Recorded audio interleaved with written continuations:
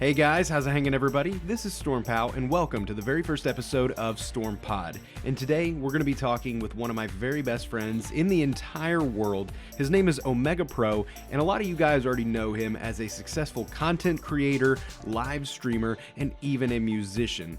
OmegaPro was a fantastic first guest to have, and I am so excited that he was willing to come on my show and talk with me for a little while. So I hope that you enjoy the discussion that he and I have.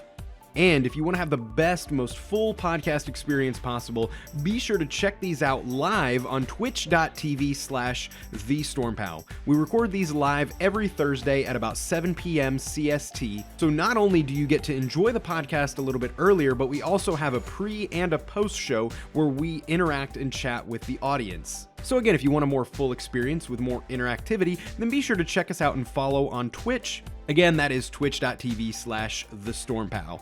But anyway, thank you again for tuning in, and I hope that you enjoy this episode of StormPod. A lot of times when people, start gassing you up, you're just kind of like, oh, whatever, fuck you, I'm an ugly piece of shit. But you're just going to have to put it to the side. I was going to gas you up a little bit, as we're getting started to hype you up, because truly, like I really am super honored that you chose to do this, and be a part of the first episode of this podcast, because, I really feel like the type of discussion that you and I have is going to be like very good as far as setting the tone for what I want this podcast to be. Yeah. So, we go way back. So it's no problem. You know what I'm saying? It is what it is. You feel me? So yeah, I'm glad to be here. Good deal, man. So But yeah, for those of you who don't know Omega, he's a really funny dude. He's witty. He has been around for a while. He's smart. He kind of does a whole lot of different things very well, I think. So, super happy to have you on, and I'm really glad that you took the time to be here tonight, because I know you got shit going on, but I appreciate it. Oh, you know what I'm saying? Like I said, I did have to clear some things in my schedule. You know what I mean? I had a couple meetings with, Harvard, Yale, Stanford, I speak at, multiple universities and stuff like that. But, it's no problem. I always have to make time for my homie StormPow. So I'm glad to be here. What subject do you speak on when you go to those universities? A multitude of things. Like, where do I even begin? One of my greatest teachings is what is called the gay hierarchy theorem, where I won't get into it here. Just if you know, but you come to one of my lectures to learn more about that. I think I watched that video of yours. Yeah. All right. But yeah, so like Omega was saying, we do go way back, and in fact, a lot of what we've done has been podcast related. Some of you guys may remember the Derp Circle. Some real OG people that have been around for a while. That was, of course, our show that we did. I think, did we live stream that? Was that back when you? Yeah, because we did. It was like you could go live with like Google Plus, I think, or something. Yeah, so we did like the Google Plus video. And yeah, I remember I was like watching a video of that. It was you and me and ZZ Toasty, and we of course did, the Derp Circle. We were like, 16, 17 years old, just shooting shit and acting like our opinions on the world were super relevant, and it was. Dude, I don't know if you've ever gone back to those, but some opinions that I used to have, man, I'm just like, I'm a completely different person. So I'm actually really glad that you said that, because I was doing a little bit of research before this episode. I wanted to make sure, that I was all up to date on my OmegaPro, you know what I mean? And sure. And I was watching some of your very, very old YouTube videos, and speaking of like opinions that have not aged very well, oh god, I was watching this video, and of course this is like one of your very first YouTube videos. We're talking like early 2010, I guess, and you're like playing Modern Warfare 2, and you're talking about it, and you're just like, man, and I love Scene Anders and Hutch, and I don't know why everybody hates Wings of Redemption so much. And wow, I said that. Okay.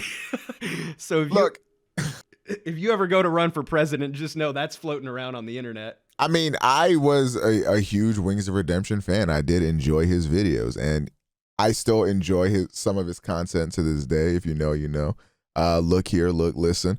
But look, man, we've evolved a lot. Like for some reason, one of the things that like sticks out to me the most is I remember, I don't know if you were on if this was like before your hiatus or whatever, but we were talking about like the PlayStation 4 and the Xbox One and stuff like that before we knew what they were going to be called. And I remember saying, because I was so against digital games and I just wanted everything physical at the time. That has also aged like milk. But I was like, oh, I think the new PlayStation should have like a disc changer in it, so I can just have 5 games in my PlayStation, so I never have to get up and switch games. Because I was like, I still want physical games. I don't want to do digital, blah, blah, blah, whatever. And now here I am. I can't even remember the last time I bought a physical game. It's all, if it ain't digital, I don't want it, because what do I look like fumbling through cases and bullshit like that? But yeah. When I got my PS4 Pro and it actually had enough space for me to keep games on it, it's changed everything. Yeah, I've got only the games that I bought before that are the games that I have like a physical copy of right now, you know? Yeah. But that's one thing that I don't like about the Switch is like the internal space on it isn't that I know you can get expandable memory, which is pretty dope. I wish more consoles would do that too, but you know. Yeah, like I have what do I have? Maybe like 128 gig or something like that. But even then on that for my Switch, it gets filled up pretty quickly. I got to delete games when a new one comes out sometimes. Yeah. And of course, other than the Derp Circle, we do, the Secret Podcast. You're on that every week on Tuesday. Yeah. And then I've been on that a couple times with you. And then I even remember, I'd forgotten that this was a thing until recently, but you and I did an episode of Kaggy's pretty short-lived podcast, the Dragon Bowl podcast. Were we on that together? Yes. And see, it's the weirdest fucking thing. You're talking like Mandela effect shit, because I think I was trying to find one of my old videos and I searched it just on YouTube, not like on my old channel. And I like searched StormPow, something, and it came up and I was like, what the fuck is this? I was like, was Kaggy using my likeness? And I watched the video and sure enough, I'm sitting there listening to this, and it is the only instance in like my entire career as a content creator, past, present, future, whatever, where I'm just watching something and I'm like, I have zero fucking recollection of this whatsoever. Yeah. Wow, that's yeah, I had no idea that happened. Well, so the time period, to put it into perspective, it was after I had left YouTube and during my hiatus. I don't know like what year this was exactly or whatever, what was going on outside of that. But I remember basically Kaggy wanted to have like a Derp Circle reunion. So he brought you and me and Toasty on there, and you guys had asked like, I think Kaggy asked like, how many likes on this video would it take for StormPow to come back? And I said something stupid and angsty, cause that was me at the time. I'm like, 100 quadrillion billion kajillion, and then I'm still not gonna fucking do it, and then here we are because I'm a liar. Well, there we go. It's crazy how the world works sometimes, Yep. But anyway, kind of going back, like I said, did a little bit of research on you because I've known you for a while, but contrary to what I believe, you did exist before I knew you. Wow. Impressive. I didn't know that. Had to find that on your Wikipedia page. Oh, okay. Okay, that makes sense. And even more interesting was like kind of the shit that happened to you during my hiatus when I was not really around, So I saw, you started YouTube. It stood out to me. The date of your very first video was December 29th, 2009. Like, and so that Jesus Christ. I know.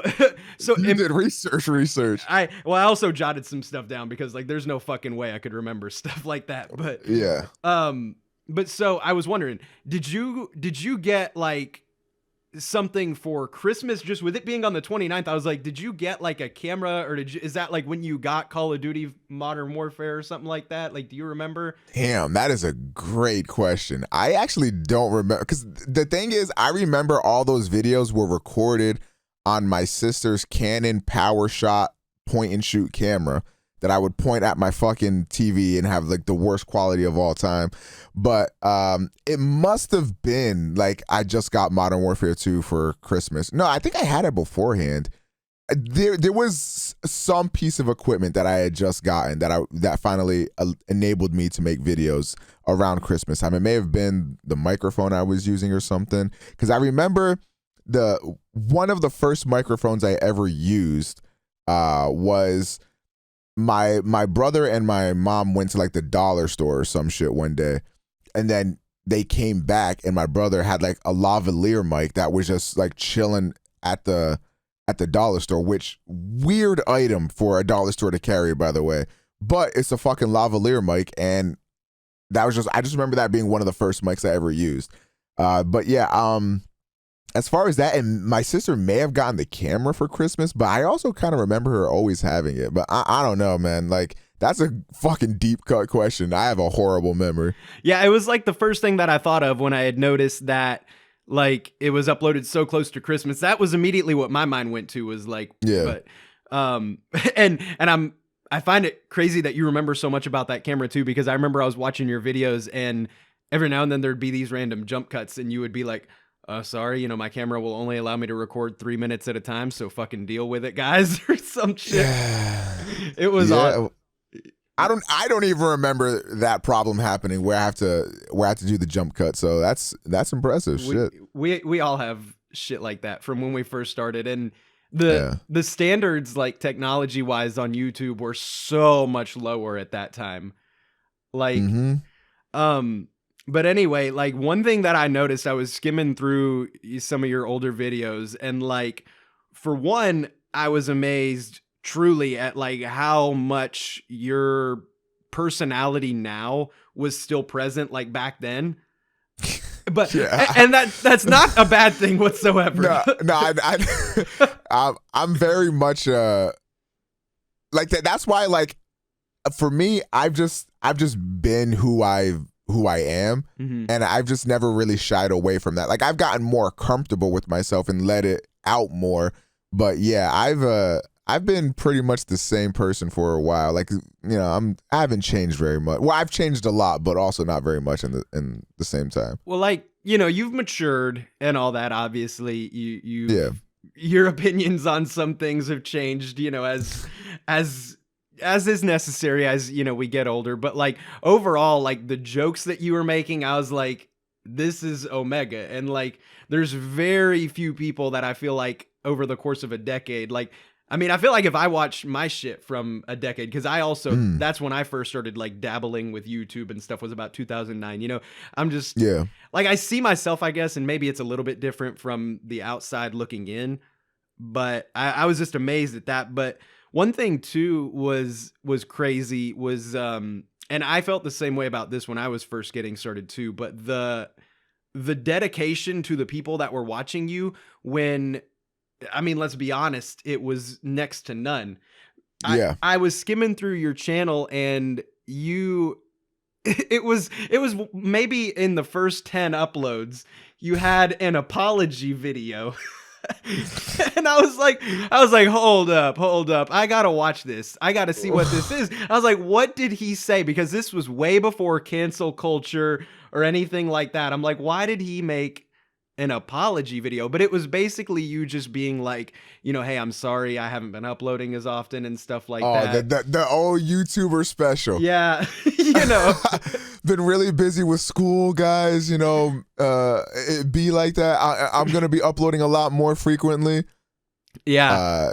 Jesus Christ. It's but anyway, like, I just thought, truly, because you probably had like less than 5 subscribers at that point, but kind of like me when I was like that, I like, as soon as I hit 1 subscriber, I'm like, this is it.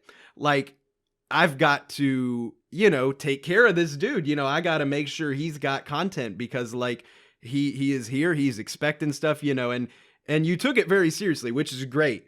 And there was one video that I really fucking truly enjoyed. Like, I was listening to it while I was driving to work this morning, and I like damn near swerved off the side of the road and into a fucking telephone pole or something, because I was laughing. But anyway, because again, this is a good example of like the Omega humor like still being present. But you your video, you're like commentating, and this was like right when you started really getting your energy. You weren't just kind of mumbling, and like you could tell you were starting to get more confident in front of a mic and everything.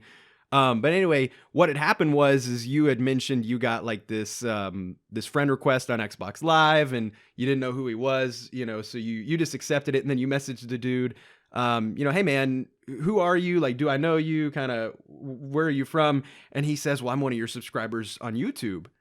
And you said, and I quote, I instantaneously got a boner. Yeah, like it's funny you brought that up, because that was one of the things that I was just gonna bring up when you're talking about going down memory lane type, because that's one of my earliest YouTube memories, was because I was very big on, I think it may have been a Halo commentary. It was Halo 3. Yeah, so I remember that to this day. I just about remember his name. It's like on the tip of my tongue, but I'll never forget that, because that was like the first time somebody from like YouTube or whatever like wanted to get to know me or like friend request me because of my videos. Because I would hear all the time like people like CNanners and Hutch and like all these other people talk about like, oh, people that watch my videos are always messaging me wanting to party up and stuff like that, and I wanted that so bad. So like with the first time it happened, it just meant a lot to me. Like I remember, that's one thing that like I'll always like sort of pride myself on, is that if somebody has talked in my chat even like a little bit remotely, like I remember almost everybody's name that comes through my chat. Like there'll be people that have been around for like maybe a week to 2 weeks or whatever, and then they leave for years and then come back, and then I will still remember them. Like there's just the people that take the time out of their day to view, subscribe, follow, whatever it is, talk, like that shit just means a lot to me, because I'm just like, to me, like I know like, you were saying you're bullshit or whatever, but to me, I ain't shit. Like it's hard for me to like grasp the fact that people want to follow me, that people want to view my content. It's just like, it's like a whole nother world that I still like have not grasped yet. But it's just amazing that people want that. And I still feel like a part of me still has some of that, I guess, like that wonder that I had like when like the first time it happened. And that's something that I'm grateful for, that after a decade of doing this, I'm still like holding on to that kind of feeling.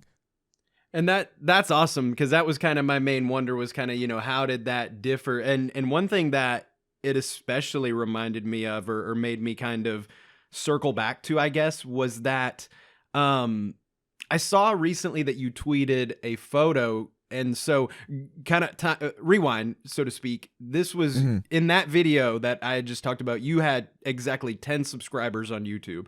And so now, holy shit. Now, you're of course at like 80,000 subscribers on YouTube, 20,000 plus followers on Twitch. I don't know any of the other shit. I'm not your manager, but fucking, obviously huge difference. And you recently tweeted a photo that you've gotten recognized in public for the first time. Like how, oh man, tell me a little bit about that in general, and then maybe like how does that differ? How do you go from that to that, I guess?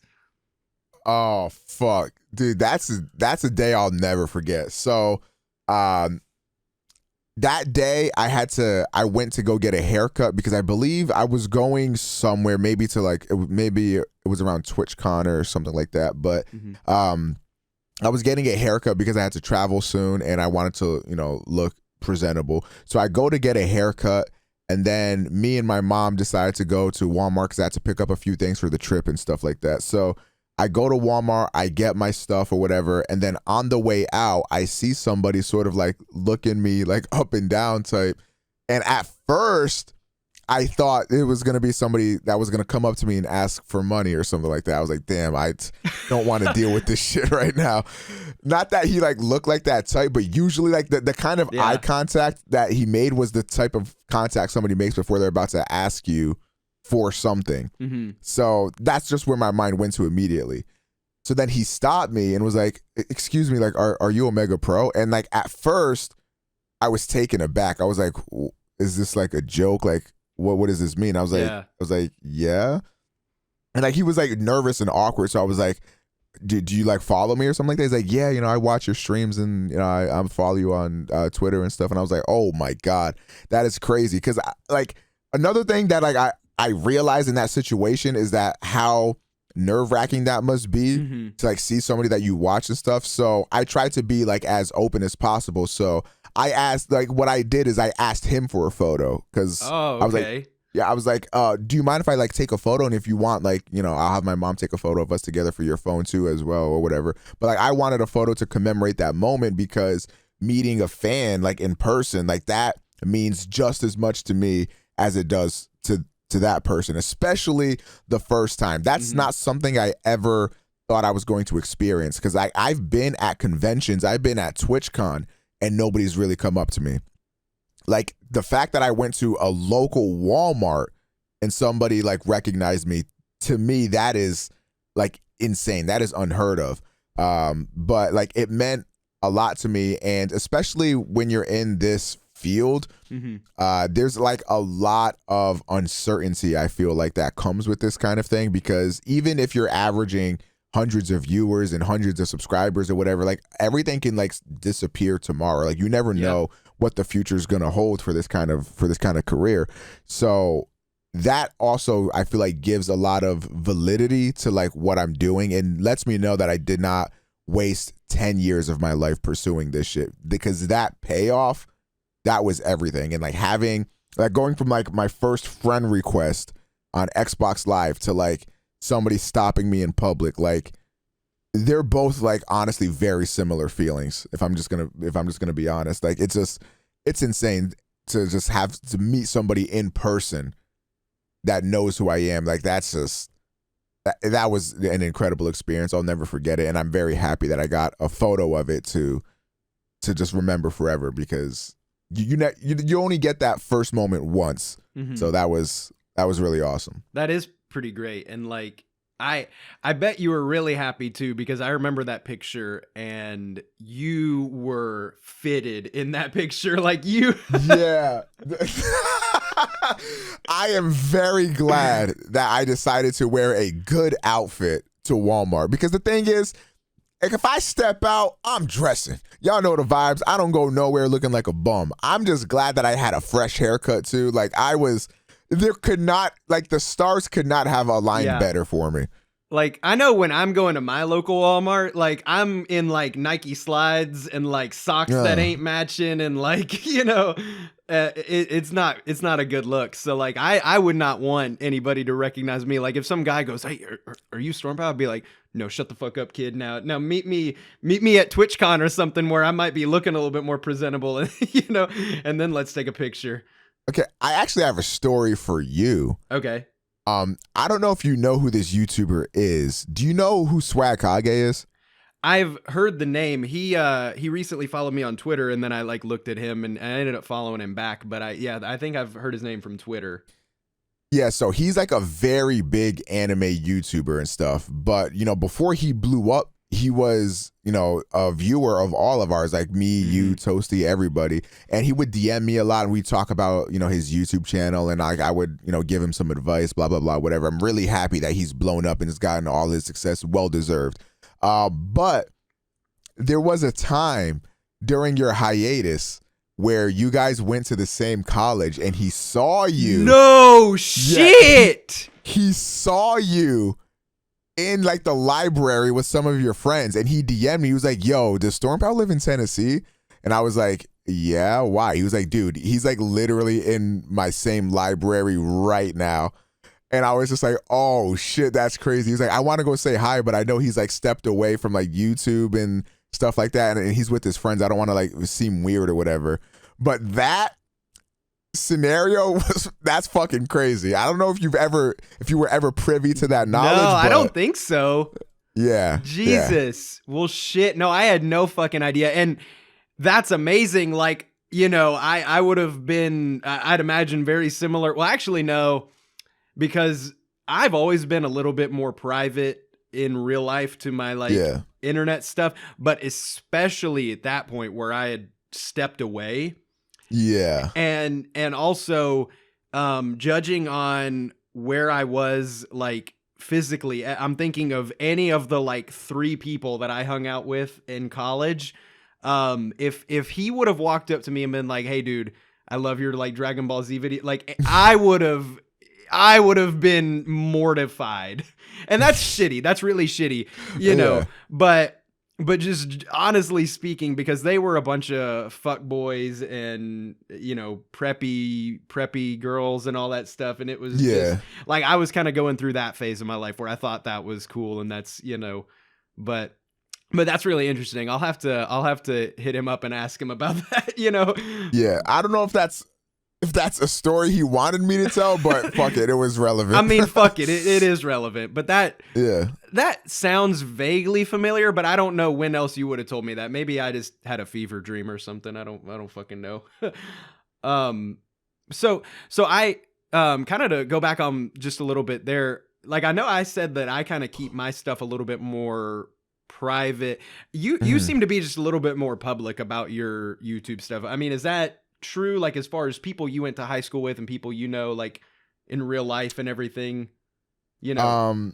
So my close friends and family know that like I do this shit, but other than that, I like to keep the two very private. Like I'm pretty open about myself and like my past, but when it comes to like my family, like for example, my stream has never seen a family member of mine. They've only probably seen one of my actual friends. I just like to keep the two separated because I feel like personal relationships and like the whole internet thing can be problematic. Like, even like if I were, like the way that I look at it is when you intertwine the two, like I think it sort of sullies both of them. Like I feel like if you have personal people that are too into your internet life, because like the shit that I tweet about, like I'm an entertainer. Like I might say or do stupid shit, or I might even talk about some personal things or mention some people in a story that like they'll know I'm talking about them, but nobody else in the world does. But like they might feel a certain way about that,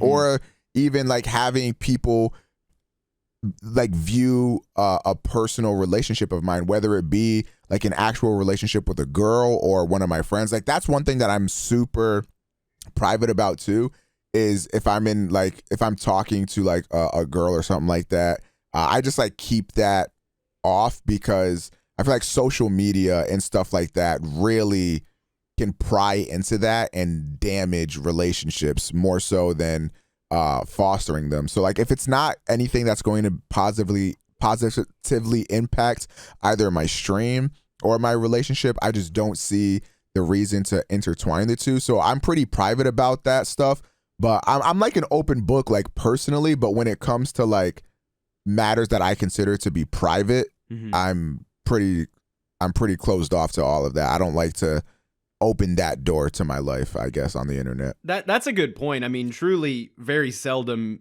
is there anything to gain by like intertwining the two, you know? Yeah.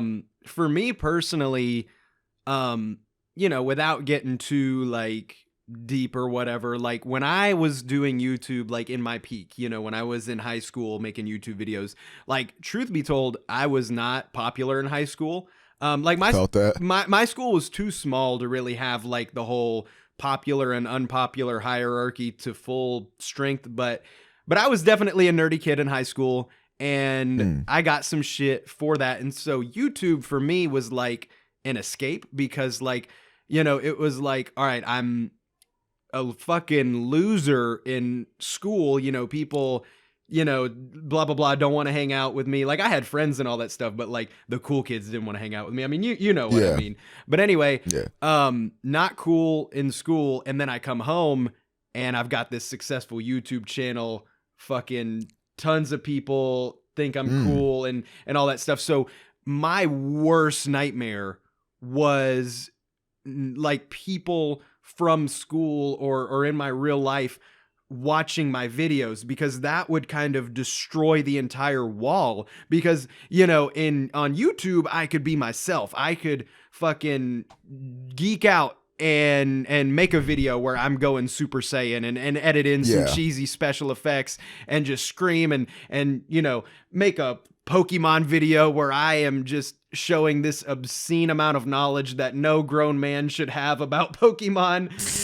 and like, I'm not worried about it, but like the idea of like, you know, kids from school who could pick on me for that, finding out about that would make it to where like I could no longer be myself on even YouTube. So that was kind of my reasoning. And I have a question actually. Sure. Is that something you regret doing?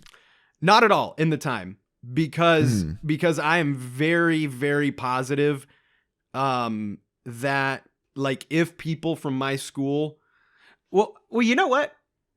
That's a damn good question, because so I think ultimately I am glad that I did it, but also, you know, because like I said, if people from school found out that I was doing that, inevitably, you know how kids are, they're fucking terrible. They'd be like, oh, let's go watch Darren's videos. Oh, did you see that video? He did this. It's so fucking lame and stupid. And then they'd, you know, and it would make me feel bad about it. And then I like I'd be too nervous to do anything fun that I wanted to on YouTube again, you know? Right. But also you want to know like who my like fictional idols were, but also like very frustrating to watch.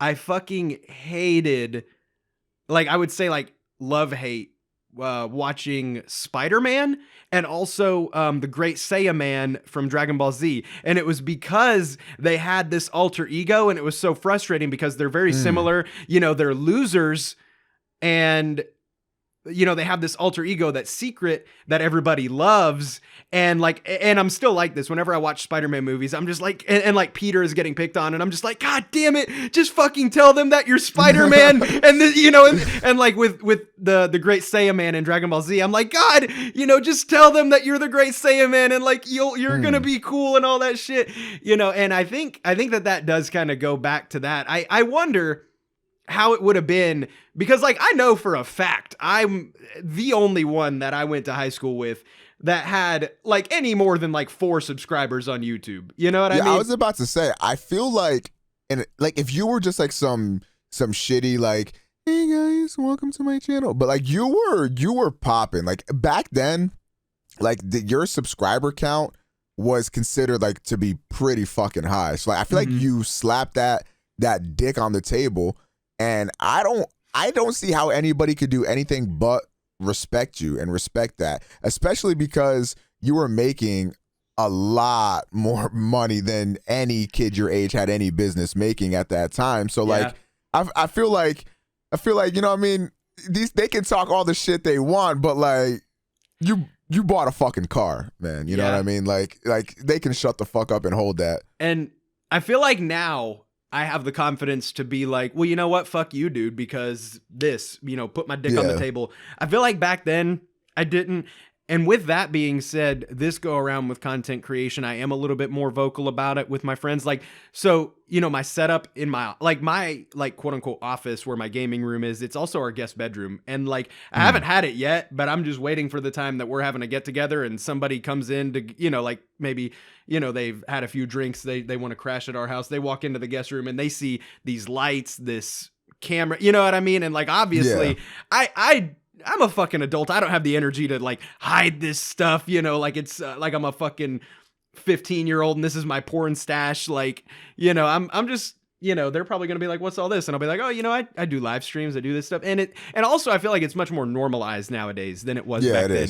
You know, back then, and especially growing up here in the South where like people are afraid of technology, you know, like, you know, in 2012 being like, oh yeah, I make, you know, videos on YouTube and all that stuff and this and that. Like, I feel like a little bit more weird than it is now. But that's a good point though. I really wonder, I still think ultimately it would have put me in a weird spot. I wasn't nearly confident enough in the work or in myself. I feel like, like I said, this go around, I'm experimenting with it a little bit and being a little bit more open. Of course, my fiance is like very well aware, which is interesting too, because of all the girls that I had dated prior to her, even the girl that I was dating when I began to leave YouTube did not know that I ever did it.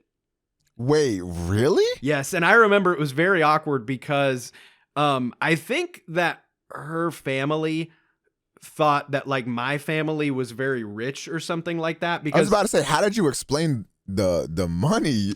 Because because I was taking her out on these nice ass dates. I had a pretty nice vehicle for a 16-year-old kid, and like I remember, like I went to go meet her parents, and like I said, I'm like 16 at the time. Went to go meet her parents, and they're asking me, like little questions, okay, what do you do? And, they see that I've got a pretty decent vehicle and I've been taking their daughter out on these dates and all that stuff. And they're just like, so where do you work?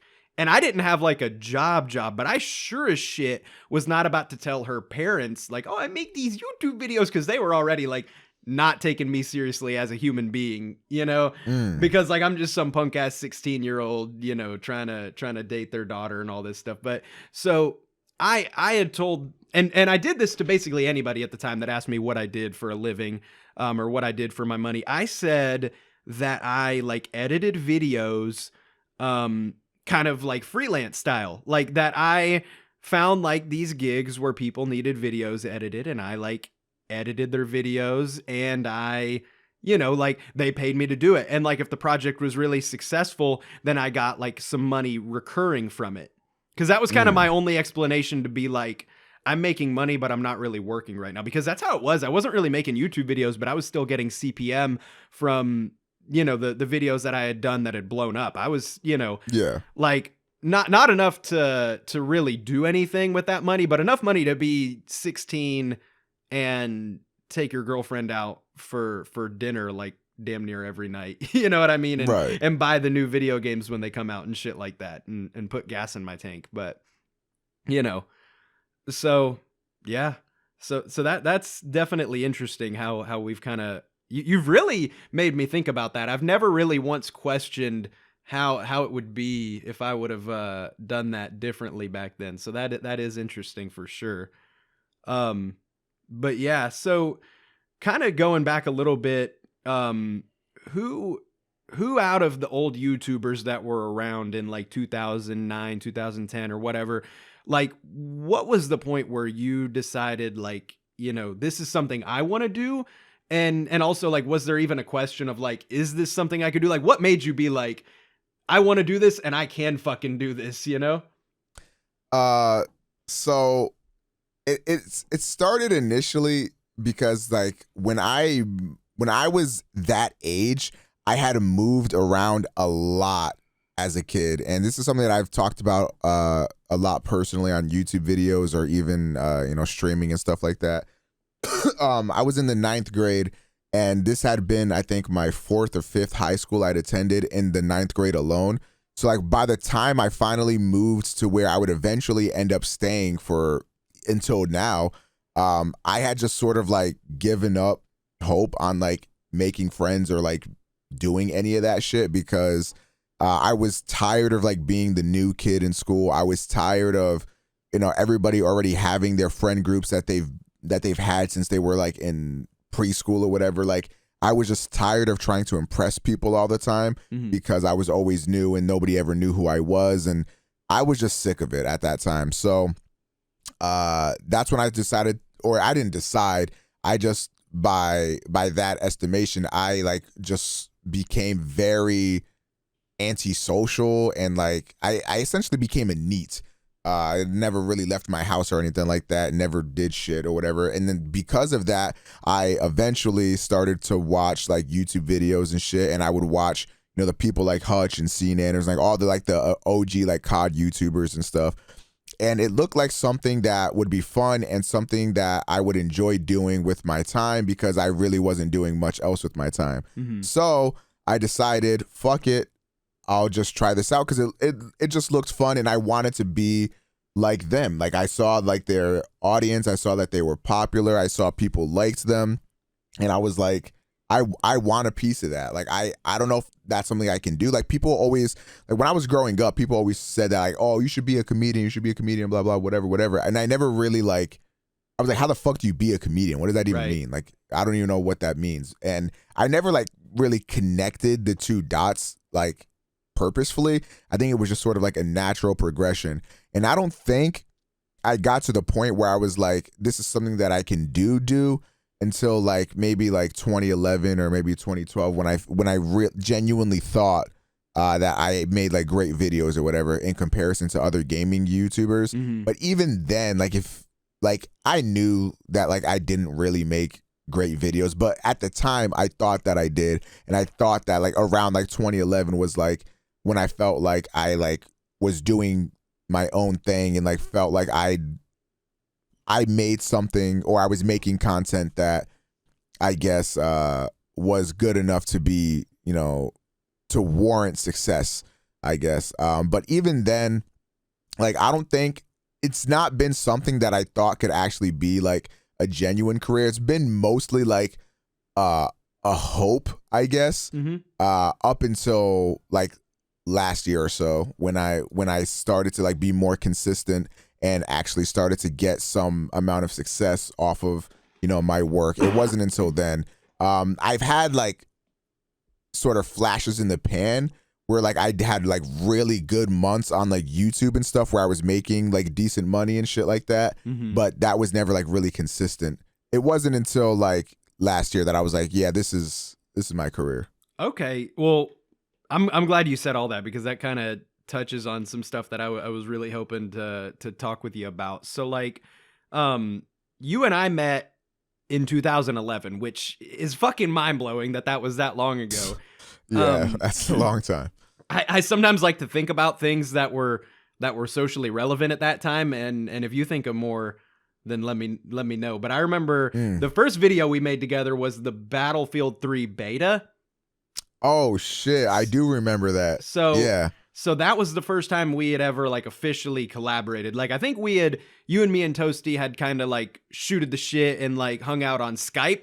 That's another thing that kind of ages that sentence. You know, this was before Discord and all that. This, you know, we fucking, which I guess Skype is still a thing if you're a fucking businessman maybe, but you know. Yeah. But anyway, and I remember our main bits included YOLO. Like that was back when that was a thing. Jesus Christ. Yeah, this is like the motto, you know, Drake and Lil Wayne and stuff like that. It was, yeah. It's wild that it was that long ago, but yeah. So anyway, I know that, you know, we had met back then. We collaborated quite a bit until like kind of end of 2013, you know, going into 2014. That's kind of when I slowly started phasing out. And then, you know, we really didn't talk that much until like recently, you know what I mean? Because I was basically gone. Like I said, apparently we had that podcast, the Dragon Ball, together that neither of us fucking remember doing, but goddamn it, it happened. It's on the internet. So apparently that happened, you know, until about August of last year. So there's been a lot that I've missed of you. Now, in the meantime, especially, you know, because I've talked that I was gone for about 4 years, but periodically throughout that time, I had kind of yearned to come back to content creation. And every now and then, what I would do to, in a way, satiate my desire, but also like, I guess just to kind of tell my brain, like, what would I be doing right now if I was still doing that? Or if I went back to it, I would go and like lurk your guys' content, you know, you and Kaggy and Tosi and all that. And so like periodically I would check in with you or whatever. But it seemed like 2016 is when like you blew up, and that was Xenoverse 2. Yeah. Like you definitely like became, you know, a Dragon Ball Z YouTuber and all that stuff. But like your videos were popping, you know, like consistently several thousand views a piece. But like Xenoverse 2 is when like you started hitting the 6-digit mark on almost consistently every single video, popping 600,000. I mean, fucking 100,000. You know, sometimes I think you got a few up there, but anyway, so that, and I'm gonna kind of touch back into that, I guess, a little bit later. So I guess now, like, fast forward to the present though, now the main thing you do, you're not so much active on YouTube, and of course, we understand, you've kind of leaned more towards streaming and all that stuff, but you're also really into music, it seems like. And then of course, fashion is kind of a hobby. I was trying to think of like something catchy to say about that, like you got a passion for fashion, but I was like, no, that's I decided well, yeah, that one could have stayed in the drafts, but I appreciate the effort. God damn it, let me just throw this whole thing away. But so I guess the main two things that you do nowadays are of course streaming and music. Which one of those two, like if I were a magical genie and I could be like, all right, OmegaPro, I'm going to give you, like, because I hate to keep going back and forth, but so I remember in your older videos, you've talked a lot about fame being an aspiration of yours, of course, and you had mentioned, YouTube and music being both a means to that end. I guess which one of those two, if you could pick, would be your means to the end of fame? Like if you could do one of them full time, what do you think you would want to do? It would easily be streaming because music is not something that I can do all the time or do like every day. Like I can't just like write a song or like make music whenever I want to. It's very much so a thing that has to come to me. Like if I'm feeling a certain way, if I'm feeling down or depressed or something like that, that's when I can make music. That's when I can record. That's when I can write and all that stuff. Like I need to be inspired to do that. Whereas with streaming, I've been streaming consistently nearly every single day, taking only maybe a couple days to a few days off a week or something like that for over a year now, going on my second year of doing that very frequently. And to me, I've always had an issue with consistency. So the fact that I've found something that I can consistently do, to me, means that this is what I should be doing. And furthermore, I think I get way more fulfillment out of streaming and entertaining people than music. Because for music, one, I don't feel like I'm very good at it, but I think I am a pretty good entertainer and a pretty good streamer. So it's something that I'm more comfortable with doing that, and doing it more regularly and not getting like burnt out or tired on it. Because I feel like a lot of streamers in my position, like they can get burnt out or they can feel fatigue from it, but every day, like I'm more inspired than the day I was before. Like I'm always thinking of new things to do. I'm always thinking of how I can, extend my stream, how I can increase the quality of my stream. Like what other events can I do? What games can I play? What streams can I do that'll really elevate my stream above everybody else? And I've never had that hunger and I've never had that strive to be the best before streaming. So for me, if like there was a magic snap of the fingers and I can, get, all the success from something, it would be from streaming for sure. That's awesome, dude. Because I really wasn't sure what to expect from you on that one. I know that currently, of course, your streaming is like what you're most known for, currently. Yeah. So I knew, that currently, but like that's really awesome. And I like what you said about like the whole, putting all this effort into your stream. I feel like that is something that a lot of the current generation of like newer content creators lacks. Well, and of course, not to talk shit about anybody, but it's just more so the amount of effort that it takes to make a live stream is very minimal. You've just got to have a webcam and some gameplay and all that. You could slap that together. Whereas content creators that, were around back in the YouTube Prime, like it takes way more effort to make a YouTube video is what I'm saying. And so I feel like, people like you and people that kind of came up and grew their fame on YouTube are more used to, all right, how do I stay relevant? How do I not get burnt out? Like, how do I continue to be the same old me, but at the same time, like, keep people engaged, you know? Hey guys, I hope that you're enjoying the show so far. I do want to let you know really quick that if you'd like to check out some things in your downtime, I do have a couple of products that I would really recommend you check out. If you're like me and you wanted to start a live stream, but the concept of it just sounded way too daunting and you need something to make that just a little bit easier, I really recommend you check out Streamlabs Prime.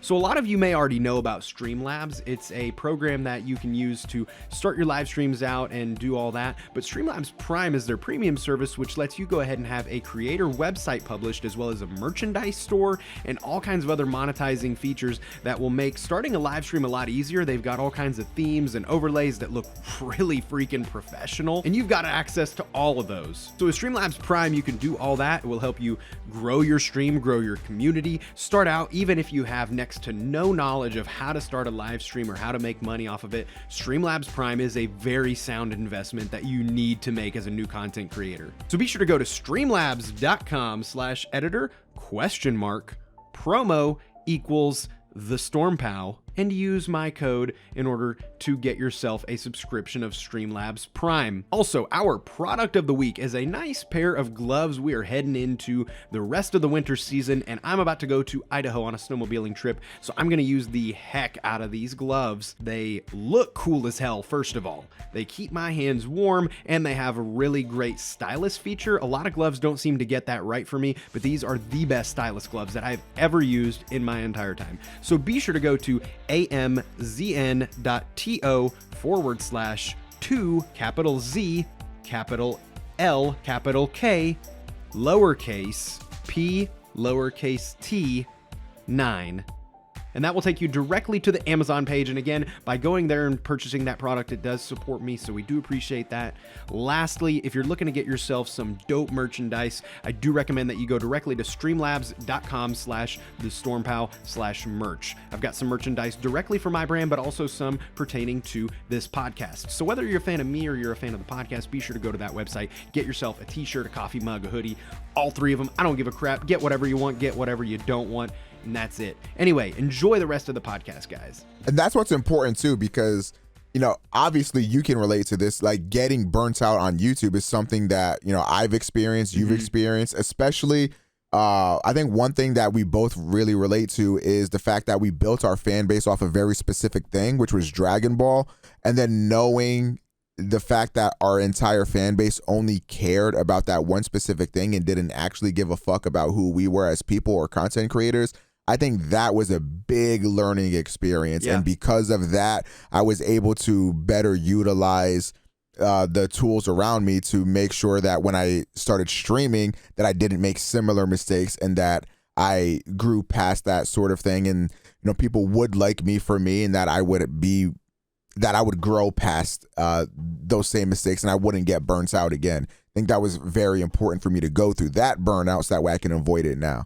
That's good. And that's kind of why I continue to like gas you up, is because like you know, truly I watch a lot of streams, and the effort of some of the most popular streamers, you know, again, not shit talking anybody, because obviously they're doing something right if people are watching them, but I feel like, you know, they're like, I've seen streams where people have 5,000 people watching them and they are not saying a damn word. They're just playing this game, and they're really good at the game. And I guess that's the main appeal, but they're just, you know, all you hear is, you know, from the keyboard, and they're just zoned into the game. And I'm just like, I can watch no more than 8 seconds of that. Even if it's a game I really care about, you know, I'm the same way, but like, I go to a stream where the streamer is interacting with his audience, like, you know, you do with yours, and you're always doing different shit. Like, I remember when Jesus is King came out, I mean, you had a stream where you literally like wore a fucking pastoral robe, you know, for an entire live stream.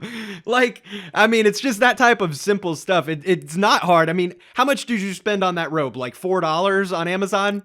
Yeah, I think it was like, I don't know, 10, 15 bucks on Amazon or something. I mean, it's not like you know, had to have some fucking blockbuster budget or some, you know, fucking marketing and writing staff to come up with that, you know. You just had to be like, you know, this is going to be funny. Like, I'm excited about this album. My viewers are going to be excited about this album. I'm going to make a little joke about this, and, you know, just little stuff like that. It's not hard to do, but I think that that's great, you know, that you continue to do that. And like, I really recognize that. And, a big part of what I've been doing with like coming back to content creation after being out of it so long, I've been doing this thing that I like to call consuming content. And that is a fancy way of me saying I sit on my ass and like watch live streams and YouTube videos. Like, you know, but like, it's like, oh, you know, what the fuck are you doing in your office so long? You know, and it's just, I'm consuming content, you know, like. I think that's a good way to get inspired, because that's what I'll do. Like, I'll see things from other streams that I really like, that I think they do better than me, and I'll try to adapt it into my stream. Like, my stream is like an amalgamation of like a bunch of other like random little, the most minute detail that another content creator has done, and I just plug that into my stream and put my own spin on it. Exactly. And I think that that's good, because like ultimately, you know, everybody can do a live stream differently, and it's going to create a different result. You know, it's still going to be great. They can do their own thing. You know, like you said, the main draw of it needs to be you as the personality. But I think that that's good. You know, you have been in the scene ever since the scene has been a thing. I mean, pretty much the last decade was when becoming a content creator became a thing. You know, I mean, obviously there were people that started it at the end of the 2000s, but like the 2010s were kind of when that really became a thing that anybody could do, and it became realistic. So I think that that's great, because you've really had no leaps of absence like I have. You've been around the whole damn time, you know? Yeah. But yeah. So I guess, which one of those two, you know, kind of going back to the whole question about music or content creation, which one of those two did you want to do first? Like, was it once you started to grow an audience on YouTube, you were kind of like, oh man, you know, I could start sharing my music? Or were you into music before, you know, content creation? I was definitely into music before content creation. Really? I've been writing raps and stuff like for as long as I can remember. I remember being in like elementary school, and I had like a composition book that my mom had got me to like, for obviously school, but instead like I kept it like underneath one of the sofas, hidden away somewhere so nobody could read it, and I would just like write random like raps and stuff on there. Like, I've always been into music, and I've always been into like writing music and stuff like that. But yeah, the music was definitely an interest way before because content creation wasn't even a thing at that time, or at least it wasn't accessible to like a regular person like me. Like, there was no YouTube at that time. So yeah, I've been interested in making music for like essentially my whole life. And I've always sort of felt like, regardless of which one would take off, like the success from one would facilitate the passion for the other. So like, if I blew up off of like YouTube or streaming, I could then use that success to make better music. Or if I blew up off of music, I'd be able to use that success to better streams or content creation. Like, to me, I can't imagine a world where I'm not doing both of them. Like, I have to be doing both of them to get my full creative fulfillment. So that's just the way it is to me. Like, live streaming is more fulfilling, and I think I get more from it, and I think I'm better at it. And I think that one is the clearer road, or the clearer path to success for me at the moment. So that's the one that I'm prioritizing. But I will always use, you know, that sort of success and those experiences to also feed right back into my music, because music is also a big part of me as well.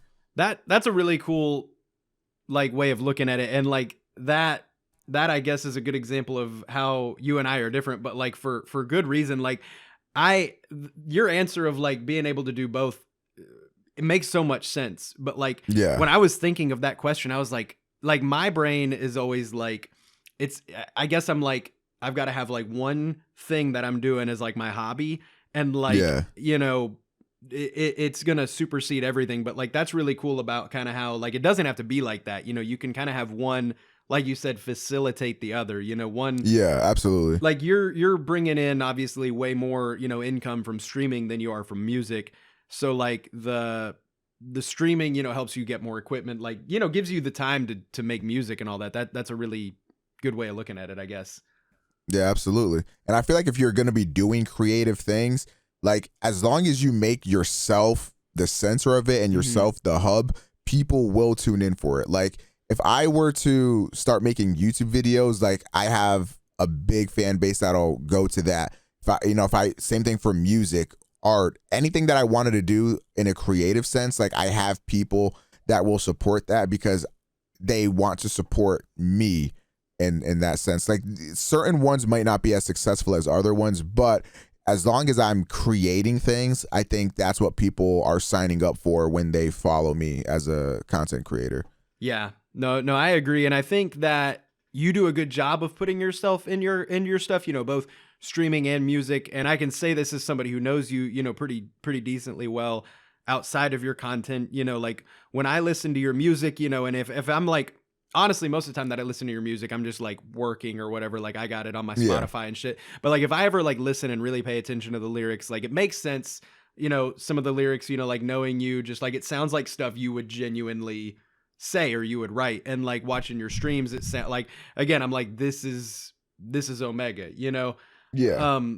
And so kind of what do you think is like one of your main appeals? Like why is it you think that you do have such a good sized following? Like what do you think people follow you for exactly, I guess?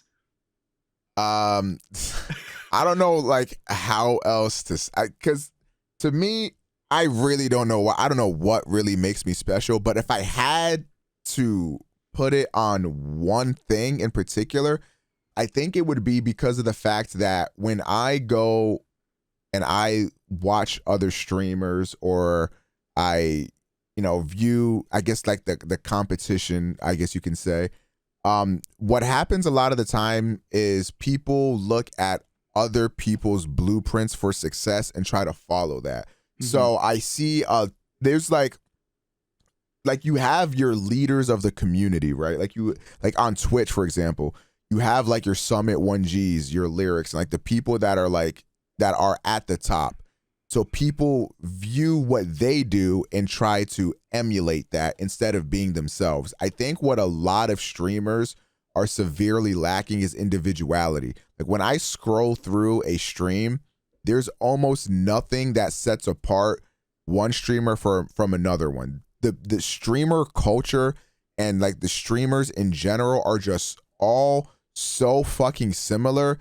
It is literally painful. And like, so for me, like you said earlier, like I've always been like this, and you can ask people that I hang out with in real life. Like the way I talk on my stream is the way I talk to my friends off stream, is the way I talk personally. Like there might be times where I put a little more entertainment twang onto things or whatever, but I just am me.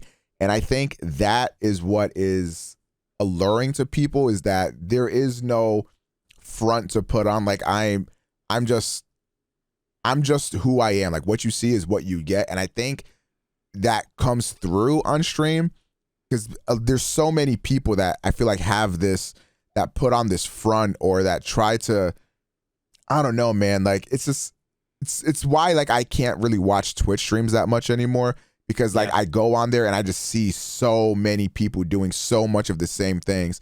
And I think the fact that I'm sort of removed from that streamer culture, like I don't follow like, the top people. I don't follow anybody on Twitter. Like I don't know like what goes on there. So like I don't know what other people are doing. I can only ever be me. So that I think is what it is. Like I feel like that's just sort of like a corny and cliche answer, but I just think that like it just is who I am. Like I don't think there are very many creators out there that are like me, that have my personality, that say the things that I do, or that just act the way that I act. And I think that is what allures people to me. If I had to bet, I don't know. To me, I'm not shit. So I don't know why people watch me. That's what I was talking about earlier. The fucking king of self-deprecating humor right here, guys. No, that's really interesting because like, especially since we were talking earlier about like consuming content and all that stuff, like that's a interesting take that I've not really ever thought about. Like that kind of, consuming too much content can in a way be toxic. It can definitely cause complacency where you're like, all right, well, I just got to be like this guy, he's doing really well. And it can kind of keep you from just having those brainstorming sessions where you're like, all right, what am I doing for tonight's stream? You know, what do I need to do to keep this going, I guess. So that's really interesting. I'd never thought about it like that, but that's really cool to, see that you think that way with it. And so I'm going to delve a little bit, more into your personal stuff, nothing crazy, except what's your social? Need that real quick. So you born and raised, I know you said you moved around a lot, but like always in Rhode Island or? Yeah, always in Rhode Island. Yeah. Okay. Give me your best Peter Griffin impression. Fuck. That caught me off guard. Shit. I'm trying to think of a line he says from the show. I used to watch Family Guy a lot. I can't think of anything he says. I was like, I feel like you're enjoying your time here on this podcast too much. I've got to just like fucking, and you've handled a lot of these questions with very great grace. These like, I was like, I gotta fucking throw a. Well, Lois, I don't know what the fuck does he say. I don't know. Something stupid, I guess, about God damn it. It's been a while since I've seen Family Guy. What does he laugh like? He's like, eh. That's all I needed. I just needed the laugh. That's all I was really looking for. Okay. I mean, that you didn't disappoint me with that. So well, I'm glad you enjoyed it. So I know, you talked earlier in this stream, but also you've talked in your older YouTube videos as well about like not like, I guess having a hard time committing to certain things, and how streaming was like, you kind of knew streaming was it for you when that was something that you could commit to. And obviously, that is very true. Like looking at, some of this stuff, you've been doing it, I mean, fucking forever, since it was really a thing. Whether it be us doing the Derp Circle on like Google Hangouts or whatever the fuck. And then of course, like I remember there was a time I didn't even really realize that Twitch was a thing at this point, but I remember we did the Derp Circle. We broadcasted on Google Hangouts and literally our viewers would use a twitch.tv channel. I think it was your Twitch channel. You weren't broadcasting anything on it, but they used it as a chat because like, really? Something like that. Yeah. I swear to God, that's a thing. Shit. And like I said, I didn't even know that Twitch was a thing at that point, but but I remember like I saw the video of it and then I vaguely remembered you being like, all right, yeah, just tell everybody to go to twitch.tv/OmegaPro and, use that for chat and everything. But so I guess, one thing that stood out to me, and this is something that I did not necessarily know fully about you from the time that I was on my hiatus. Like this happened during that time period. So around March 2016, you decided to quit your job and go full-time as a content creator. And all I had known prior to that was that you were a full-time content creator. I never really put a lot of thought into like timeline of like, when does one decide that that's like a thing that they can do? But what I found to be interesting was that your blow up didn't happen until October 2016. Yeah. So I guess I want to know a little bit about like what was running through your head, because I find stuff like that incredibly interesting, like those leaps of faith like that, and I wish so bad that I was around and that I was in your life during that time to like, get a good grasp of something like that. So I guess tell me just a little bit about that and we'll kind of, go from there.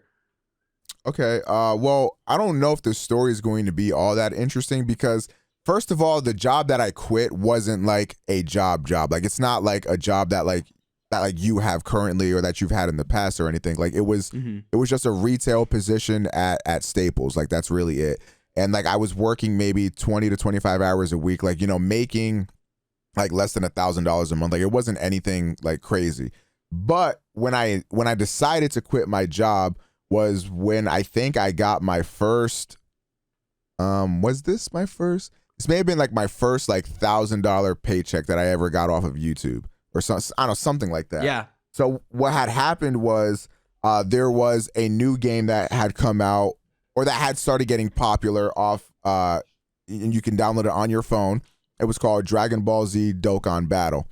And I was one of the very first people to start making content on that. Okay. So because of that, I was like, I wouldn't say like I was blowing up or anything like that, but I was getting like pretty good like viewership off of that. Mm-hmm.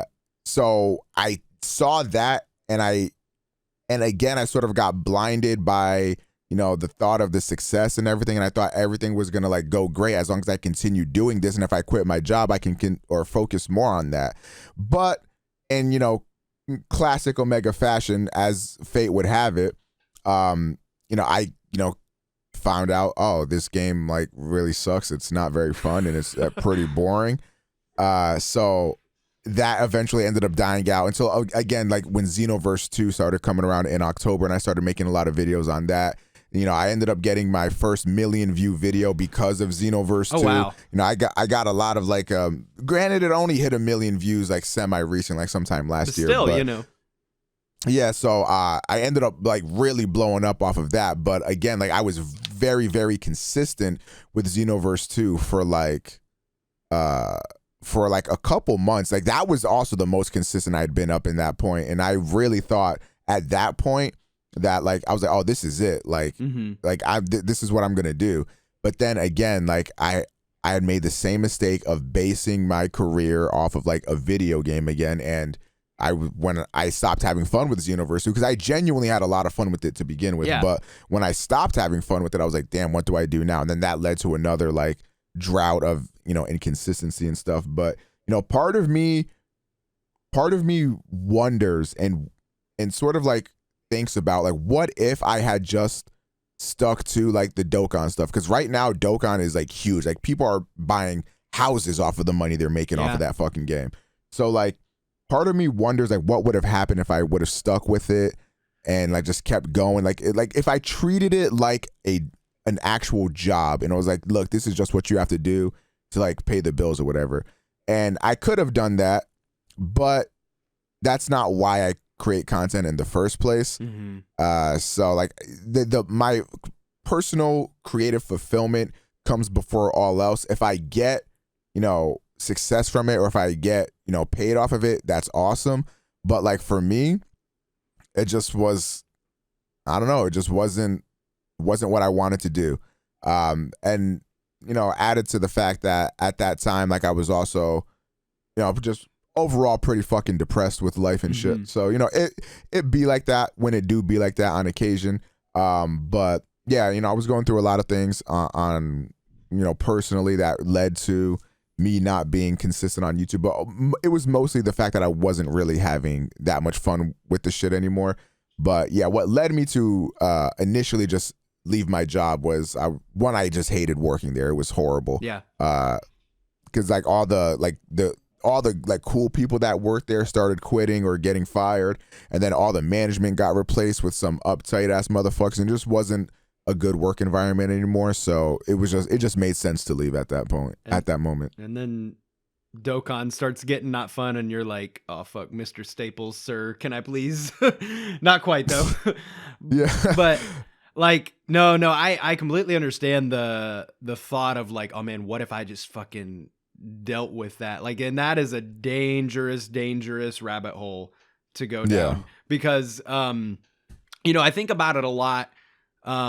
Because, you know, at the size that I was when I decided to say, fuck this, I'm out, I'm burnout, I'm done. You know, like Rhyme Style and I were about the same size. I was a little bit bigger than Kagi was. And like those two just got flown to Japan to go make videos for Dokkan. And I'm like, oh my God, that's so fucking cool. You know, and of course, like Rhyme and Afro just today did the live stream with Namco, you know, Bandai for the Kakarot. And I'm just like, God, you know, that could have been me maybe but truthfully, I think that I think I would have fizzled out if I would have kept going, and not even from the sense of like getting burnt out. You know, I think even if I had a mentality that would have been like, you know what, Darren, who gives a fuck if you don't like making Dragon Ball Z videos? This is a job. You know, which granted at that time I had never really worked a like quote unquote day job. So I didn't know what that, like I couldn't comprehend that concept, you know? And also the money that I was making doing YouTube at the time was like good money, but I was able to make more getting like a job and like with benefits and all that stuff. So I was like, well, fuck, you know, if I'm not going to like what I'm doing, I may as well not like what I'm doing. But then I didn't understand how much you could truly hate a job until, you know, going out there. But anyway, I guess it's different because, you know, like, what did you do at Staples? I mean, were you like even customer facing at all, or were you like? Yeah. So I started as like an office supplies associate, which essentially they're just the grunts or whatever. Yeah. Like we stock shit, you know, we help with furniture, chairs, desks, blah, blah, blah, whatever. But then eventually, I think a year, maybe 2 years after I got hired, I got promoted to being a tech associate. So like if people had problems with their computers, they would bring them in and, you know, we'd diagnose them, and like I would sell computers and tablets and mobile phones and that sort of bullshit. And like at first, like again, everything was fine, but then like Staples started to face more financial issues. So they started to like have these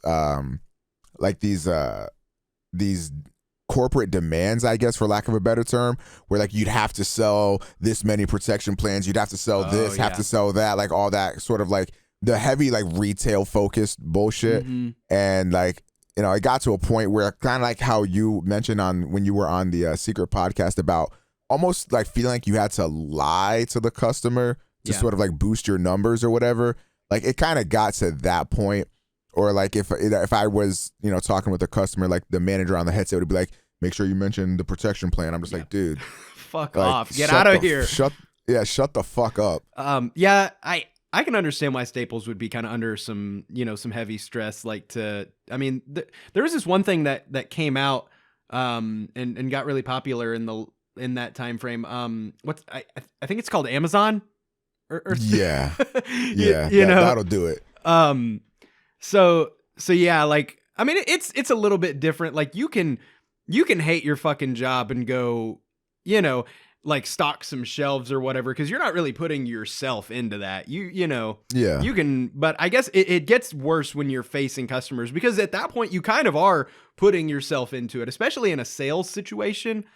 A lot of content creation is similar to sales. I mean, it's, you know, ultimately I'm trying to get you to like me so that way you'll follow me, you'll take my word on things. You know, obviously it's different outcome or different goal. Like in a sale, I want you to do whatever I say because I need you to buy this protection plan so I don't get fired. But with content creation, it's more like, hey, I really want you to watch this video that I made, or I want you to, you know, join in on this stream. And that's really about it. Like, you know, it's way less shady. Like, you know, for sure. The viewer knows what they're getting. They're getting a live stream and all that stuff. But so like, cause I kind of had a pretty similar thing. You know, when I left YouTube, it was to go work full time for AT&T. And I had started there as a technician, and basically it was a glorified like cable guy. Like I was literally the dude that came to your house and was like, all right, you know, Mr. Omega, I'm here to put in your Uverse. And, you know, I would, you know, fucking climb the telephone pole and run a line to your house, and then, you know, do the little wires at the side of your house and go in your crawl space or in your attic and like run a wire and hook up your modem. And all right, well, here's your internet and here's your Wi-Fi password. You have you a good day and blah, blah, blah. And it was all right. You know, I met some cool people. I really learned to work with my hands there and all that stuff. And I was making damn good money. But it was mostly because it was hourly and I worked a fuck ton of overtime. So I had like no personal life, like at all. And it was good because I mean, I was making so much money and I had no time to spend it. So like, that's what ended up, you know, having me eventually able to buy a house and all that stuff. It was literally just because of that. So like, ultimately, I'm glad that it happened.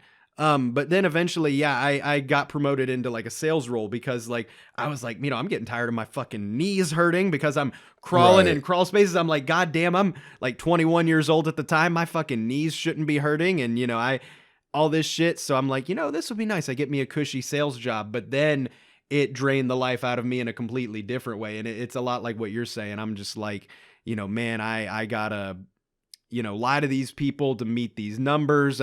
I'm answering phone calls when I'm not supposed to be working because like, it's a customer and I got to be there for them to Yeah. make that sale and all that stuff. And it just kind of, on a much, much smaller scale, I was able to make the leap of faith right before I came back to content creation to leave AT&T and get a job that would consume much less of my time.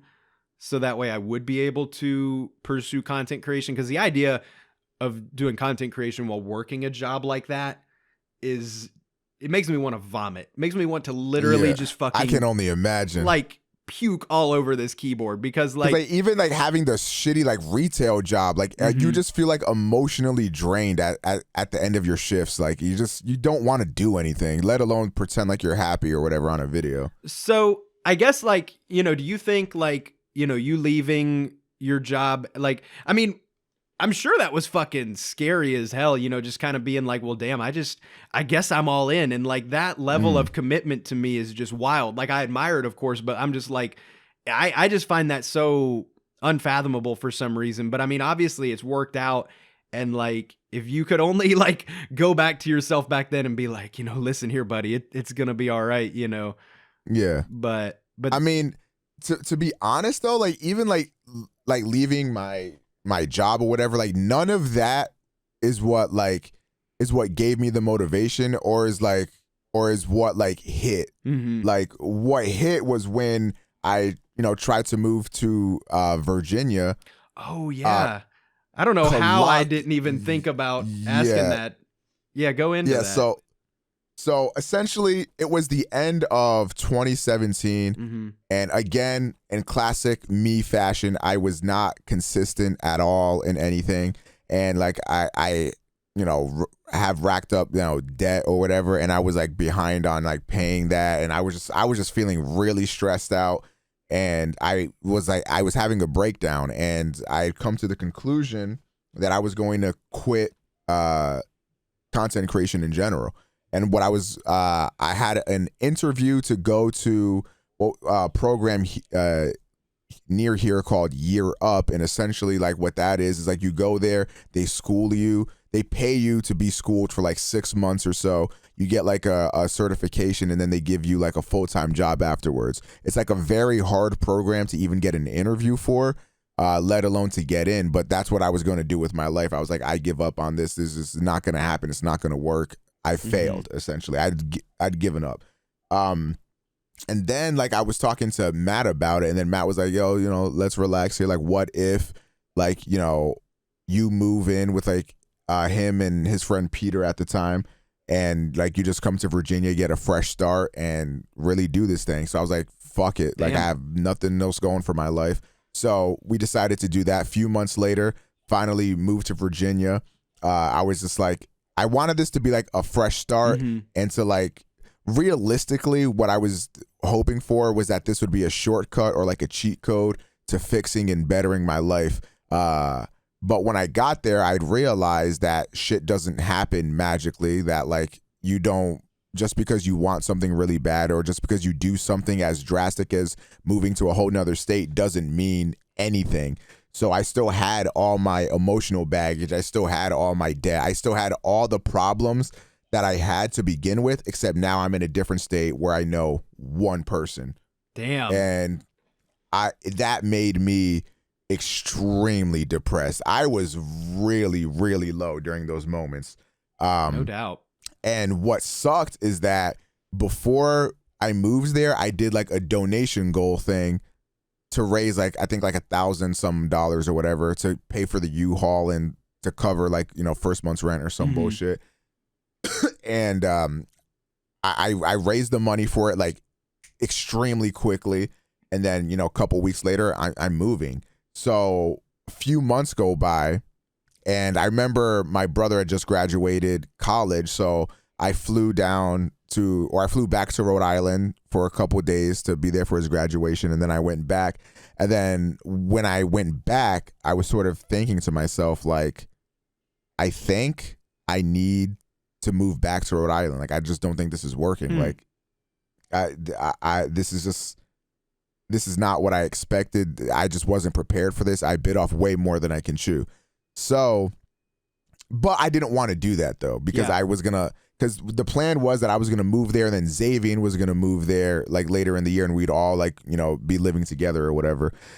But I didn't want to let down Matt. I didn't want to let down Xavier. And like, I also didn't want to feel like I betrayed like my viewers that gave me all this money to go out there and do this, and then just to move back anyway. I feel like I would have ripped them off in a sense. And I felt really badly about that.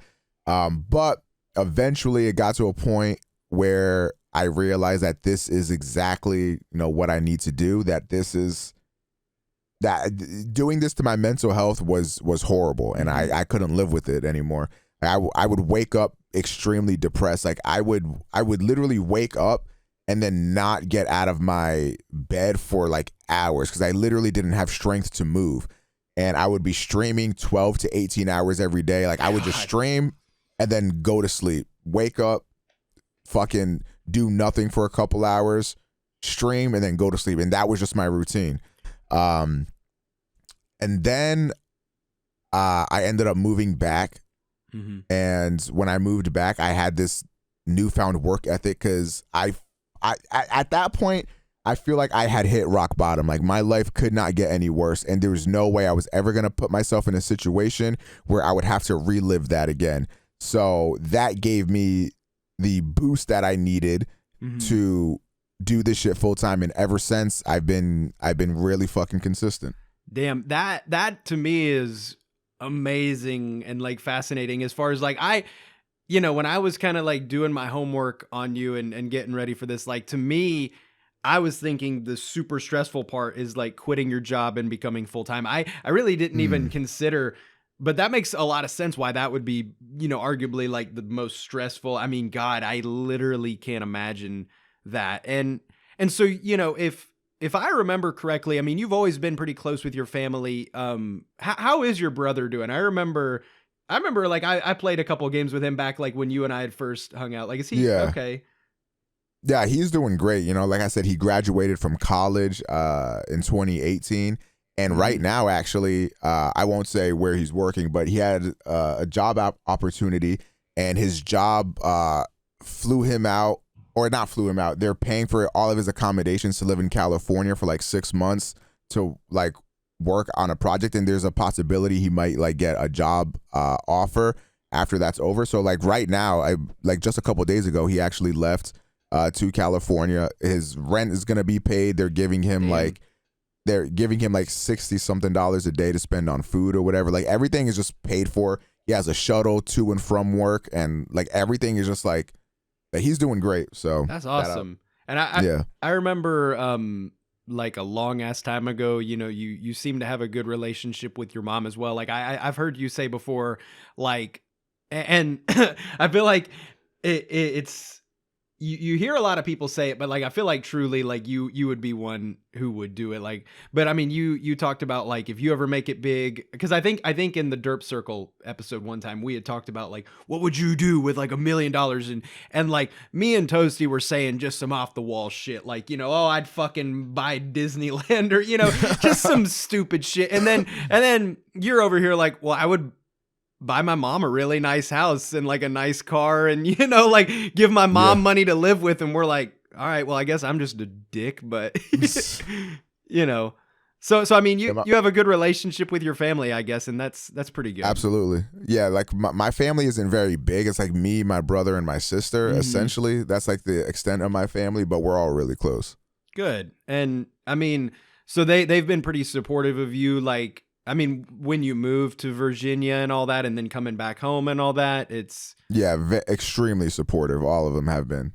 Good deal. Good deal. I mean, I'm sure that made it a lot easier then. Yeah, like I hear stories about people whose families aren't supportive of like their endeavors to do this kind of stuff. And like if I didn't have, support for my shit, then yeah, this would have fizzled out a long time ago. That's awesome. Well, I've got pretty much just two other questions for you that I'd like. Okay.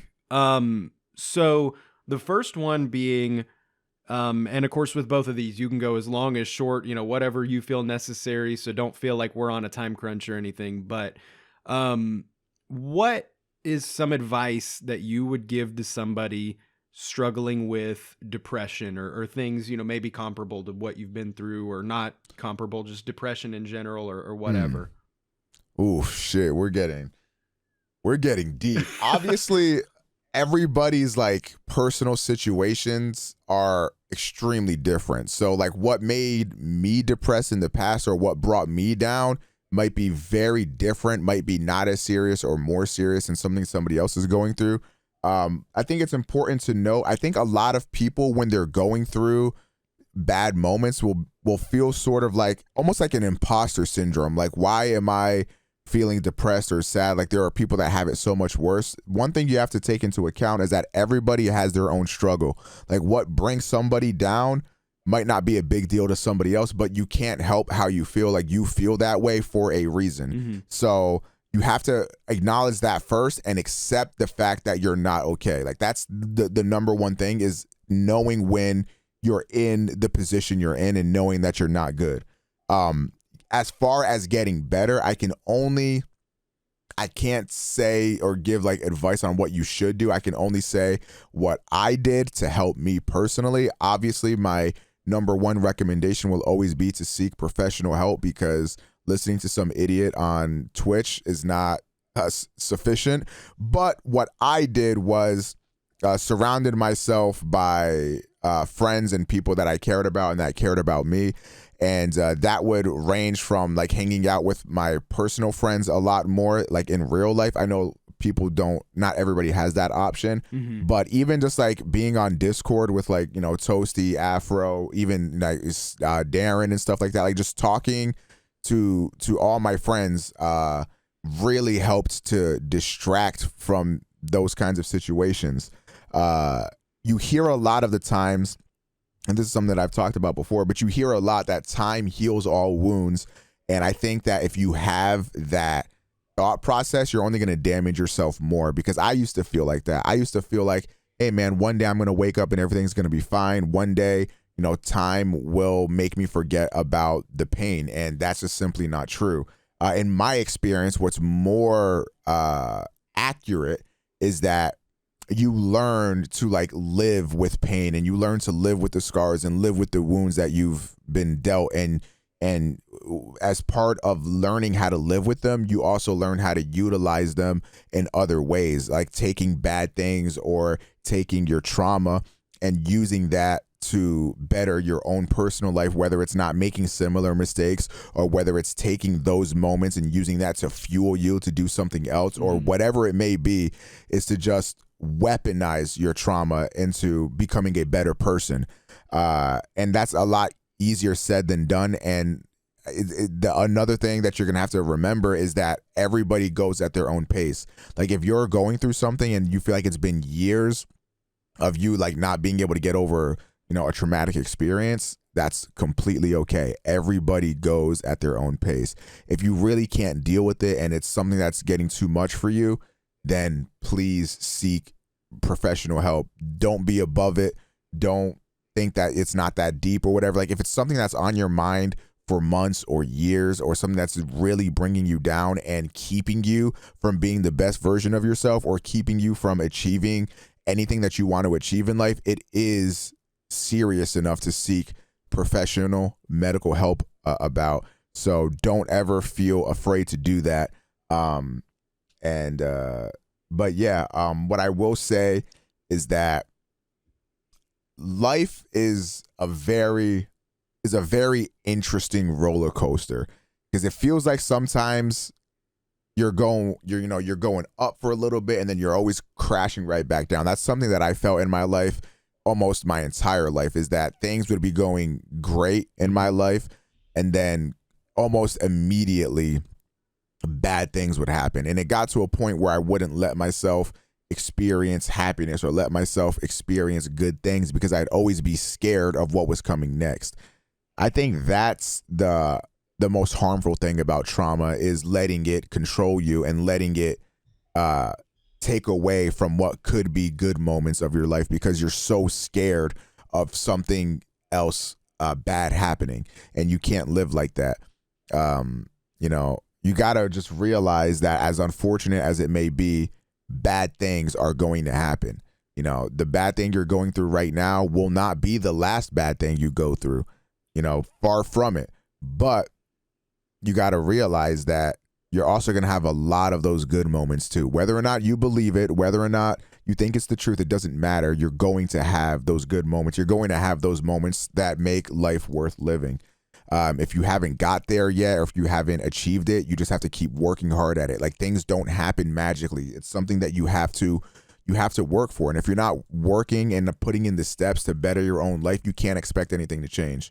And I think a big part of, you know, making your life better is grabbing it by the fucking horns, realizing what is wrong, how you can go about fixing that, because that's something that only you can do.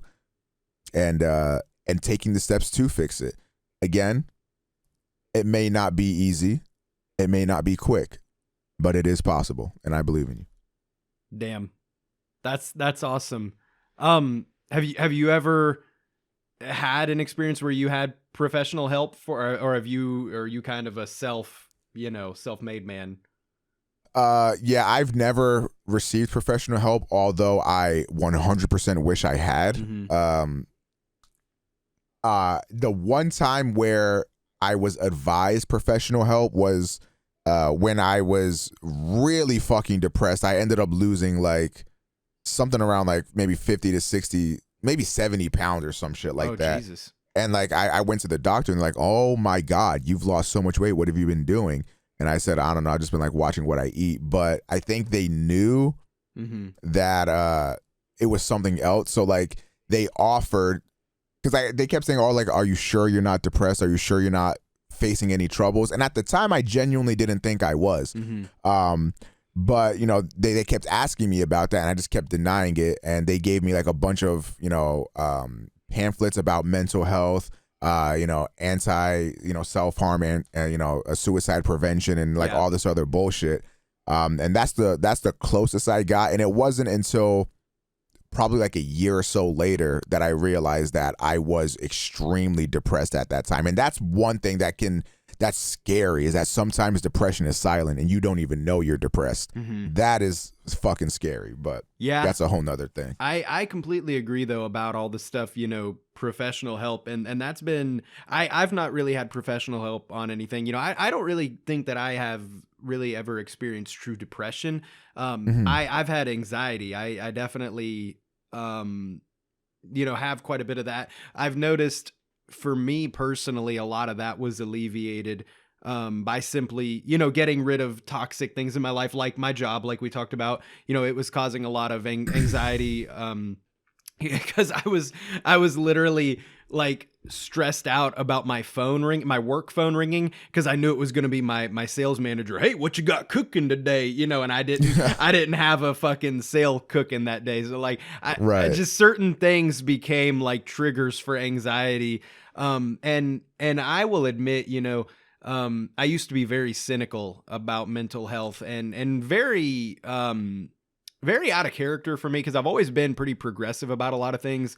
But mental health was something that took a while for me to recognize. I was definitely one of those ass clowns that was basically like, just be happy or something. Just fucking be happy, man. You know, and I'm like, bro, like, oh, it's all in your head. You know, like I didn't like, if it wasn't fucking cancer or something like that, I didn't recognize it as like a disease, you know?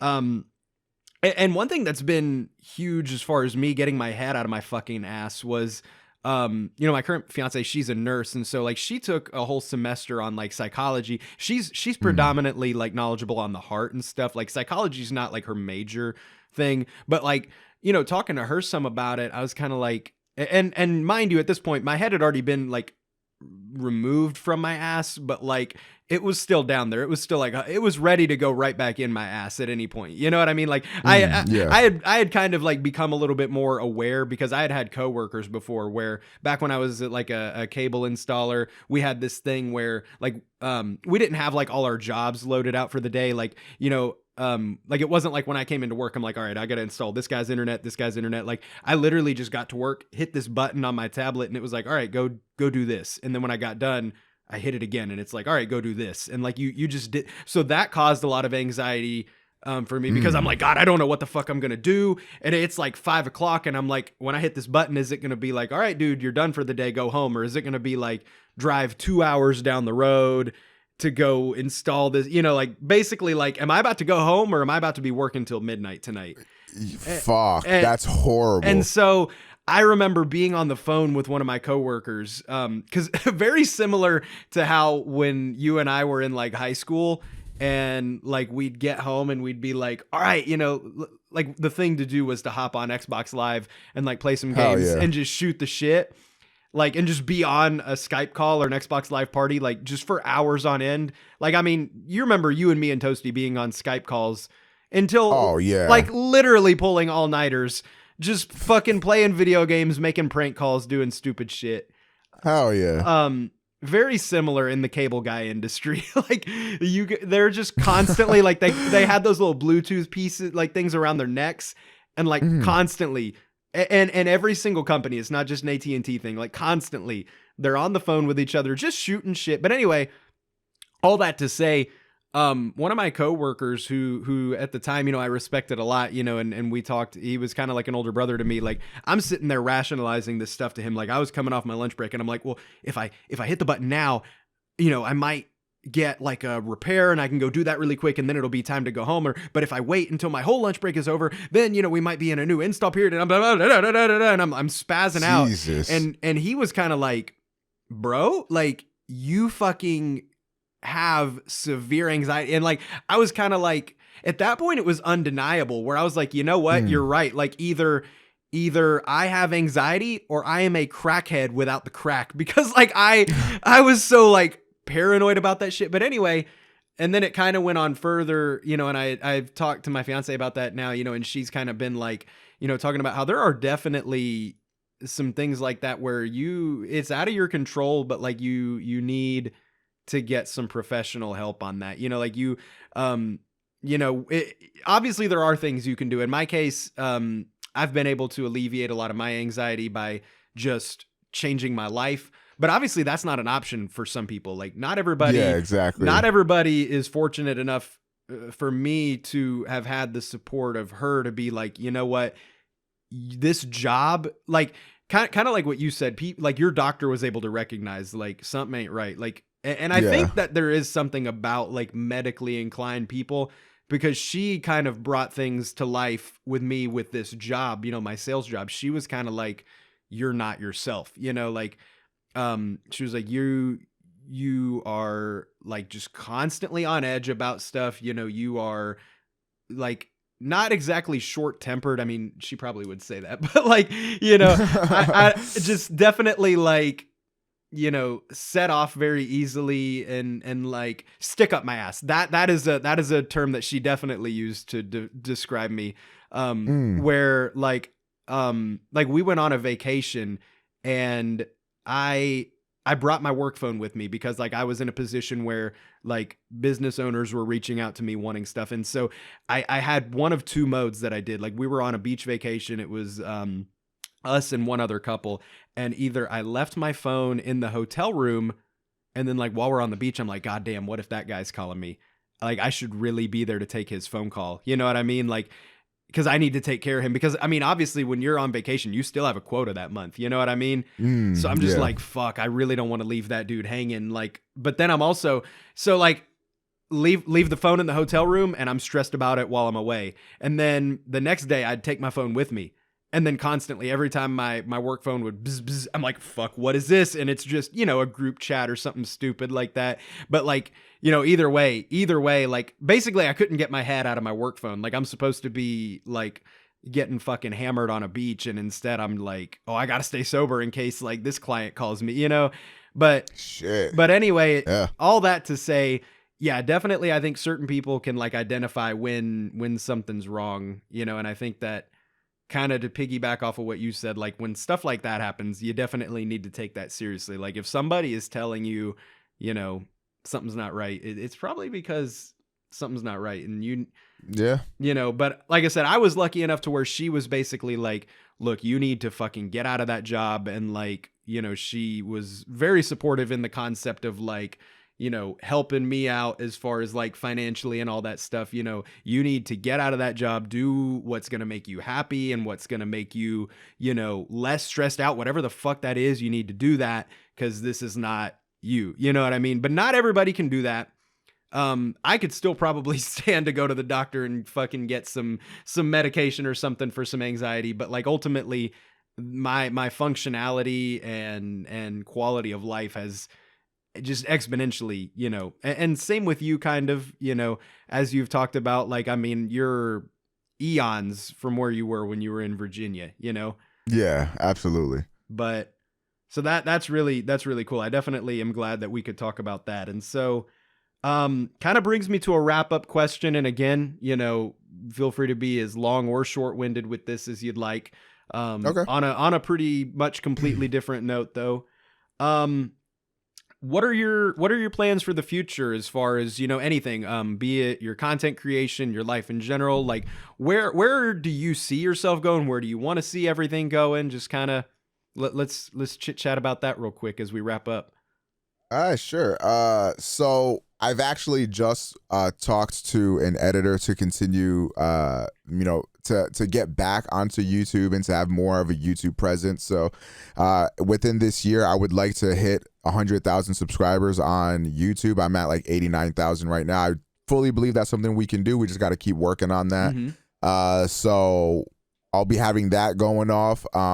As far as my stream goes, which is where my main priority lies, just continuing to do new and interesting things and trying to have like new and creative events. Like I've done mod debates and mod elections that are really like community based, and a lot of people seem to like those. I run tournaments every so often that people seem to really love for like fighting games and stuff, and continuing to do more stuff like that I feel like not a lot of other streamers are doing, that really sets myself apart. And just primarily continuing to build. I think like I'm on the path now, and I'm doing like just essentially what I have been doing for the past couple months has been building me up to this point. And I feel like if I continue doing it, that I'll only again continue to get, bigger and bigger. As far as like personal goals, I would like to, by the end of 2020, just be like completely debt free. I would like to have finally my own car, and if possible, to have my own place as well. Like those would be like my personal goals, and those are all things that are very much easily achievable.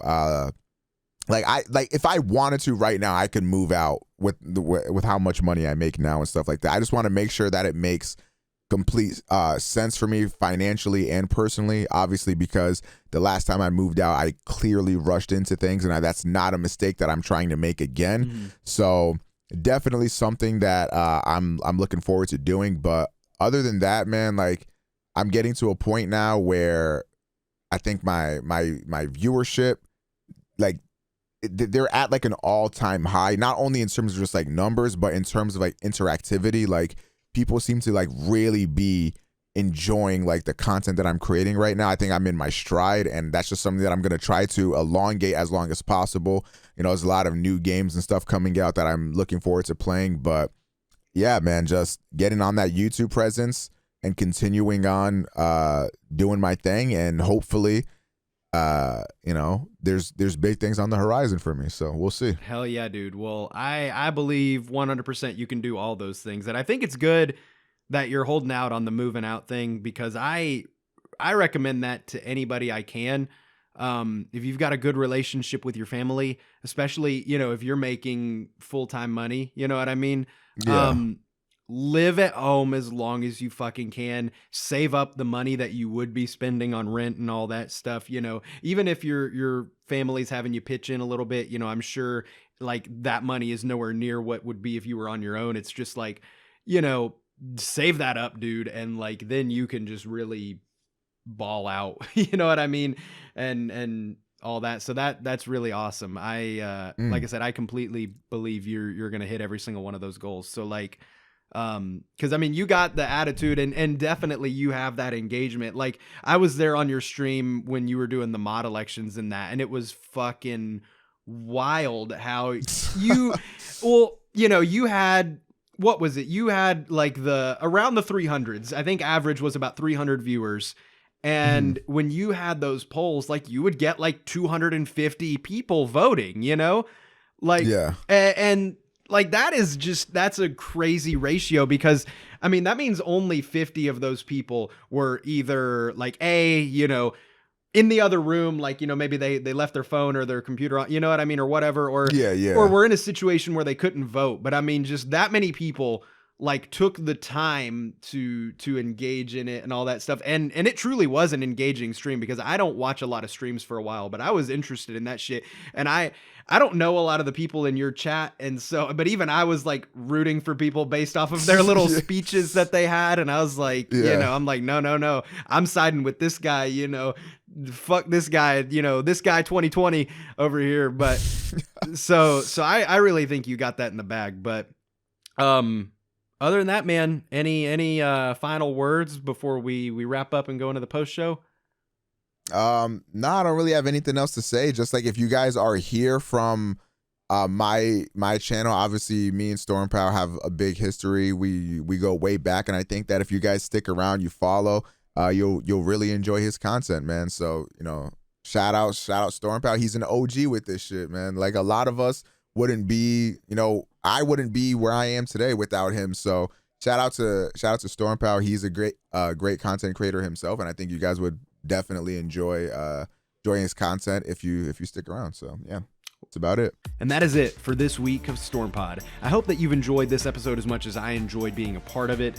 Be sure to check out OmegaPro if you're not already a part of his following. You can catch him live almost every single day on twitch.tv/OmegaPro. He's also on YouTube as OmegaPro. Be sure to check him out. I'm sure that you fell in love with him by listening to some of the discussion that we've had during this episode. But like I said, be sure to check him out if you're not already a part of his following. Be sure to also subscribe to me on YouTube as StormPow, where you can watch the full video on demand version of these.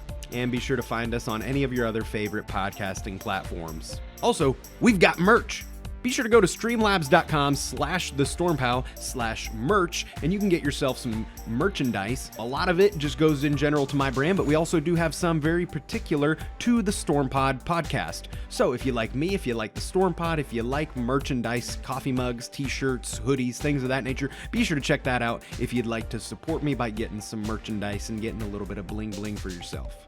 All the music used in this podcast is by Kevin MacLeod. Be sure to check out his royalty-free music at incompetech.com. But other than that, guys, thank you so much for being a part of this audience and joining us for this podcast. I hope that you tune in next time when we have the next show.